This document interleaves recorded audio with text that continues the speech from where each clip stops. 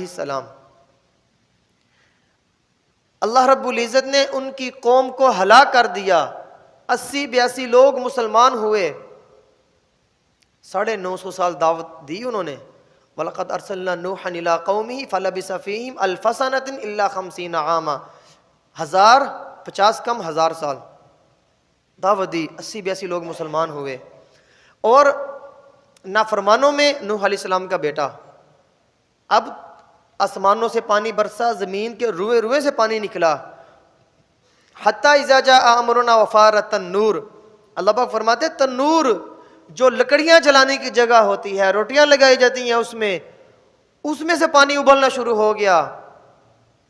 اب نوح علیہ السلام کا بیٹے سے مکالمہ ہو رہا ہے، بیٹے کو کہہ رہے ہیں کہ بیٹا، اس کو دعوت دے رہے ہیں کہ تو اللہ کے نافرمانی سے باز آ جا اور اللہ کے نبی کی نافرمانی سے باز آ جا، کشتی کے اندر سوار ہو جا، مطلب کلمہ پڑھ لے۔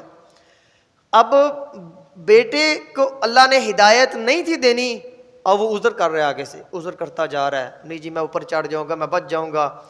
جب اس نے ہٹ درمی اختیار کر لی اور اس نے نہیں تھا ایمان لانا، وحال بینہم الموج، نوح علیہ السلام نبی کے سامنے اللہ رب العزت نے ان کے بیٹے کو غرق کر دیا۔